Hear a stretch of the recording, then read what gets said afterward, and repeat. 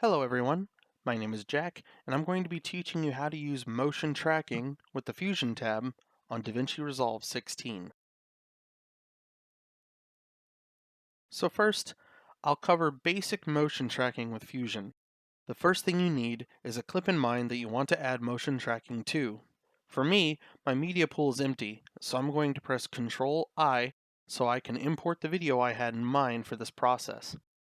Once I've isolated the footage from the clip I want using I and O, I press Alt-B or Command-B for Mac users to create my selection in the media pool for easy access.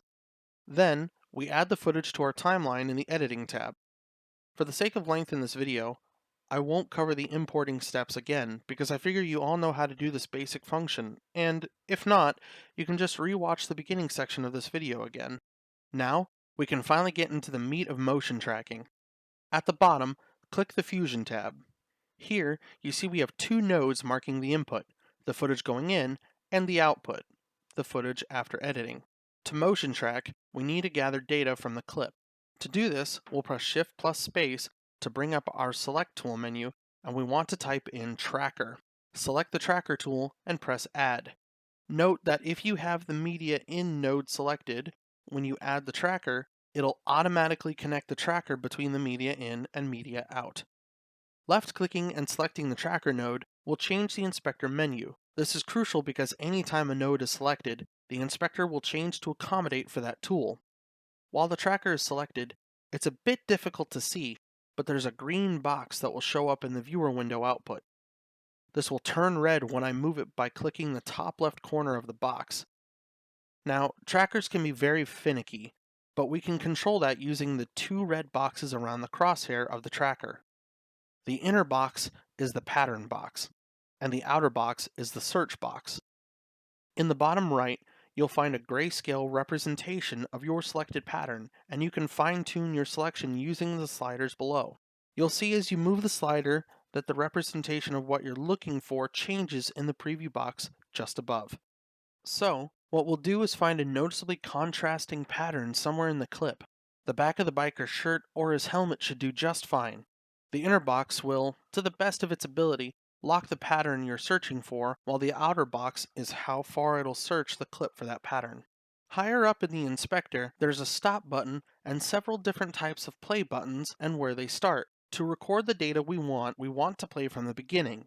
You'll see in the viewer that we're now gathering the data for our tracker. Once it finishes, we'll just reset the video and, as you can see, this green trail that shows is our recorded data. Once we have this information, we're ready to apply some text. Just above our nodes on the left is a T that represents the text tool. You can either search for this or click and drag. Either works. Now to apply the text to the tracking information we have, we need to grab the gray square on the right side of this node and drag it down to our tracker. This will tie the text to the tracking information provided. Selecting the text node, we'll go over to the inspector and we're provided a large text box where we can write whatever we want here. I think I'll go with something simple like Player 1. And just a bit lower, we can select a color for the text by left-clicking on the white box. Now you'll notice, even though we've prepared the text, there's no text showing in our viewer window.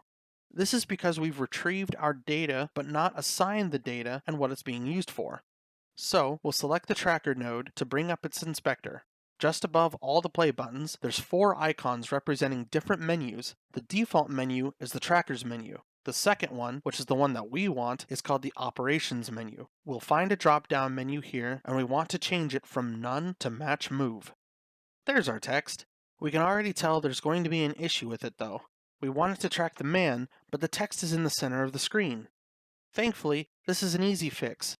Just select the text node, and a red and green axis will appear in the middle of the text. Simply click and drag the text where you want it, and we'll just turn down the size of the text a bit too. Now that all of our elements are together, we'll reset the footage and see the result.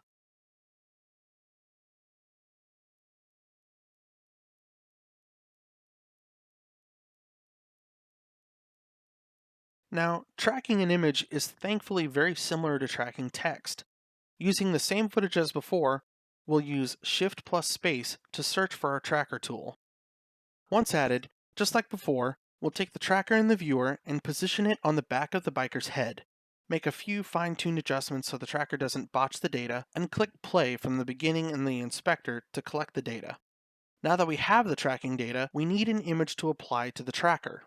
In the top left, we'll select Media Pool to show our library of assets. Make sure you left-click somewhere in the Media Pool so you can press Ctrl+I to import from your files.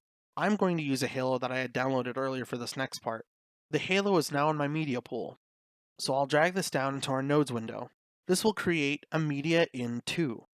Just like with the text, we'll attach the Media In To the tracker, but it's awfully big for our purposes, so we'll need to resize it.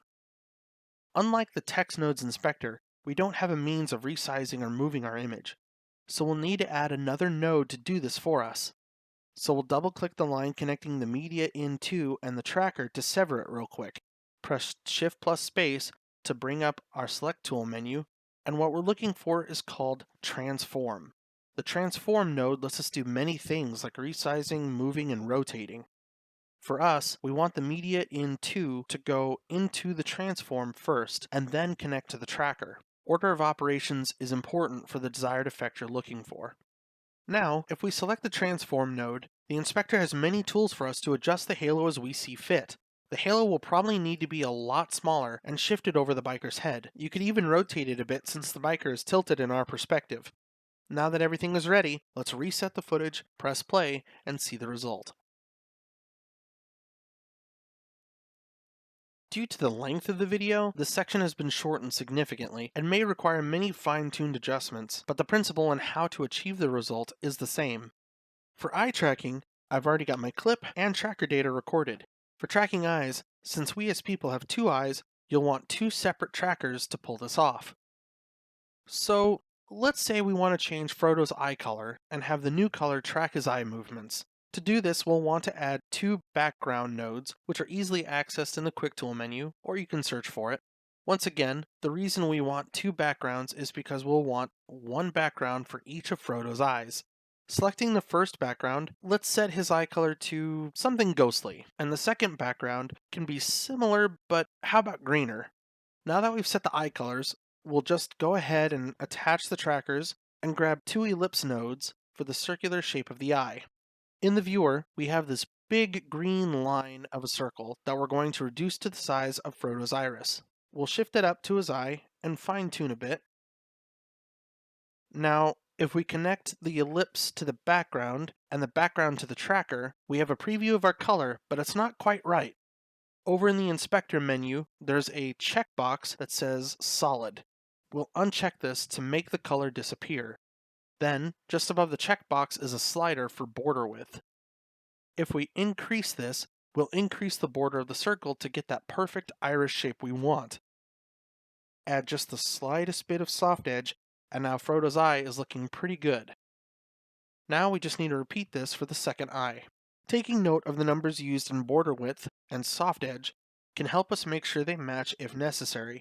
Then we'll reset the video and watch the result.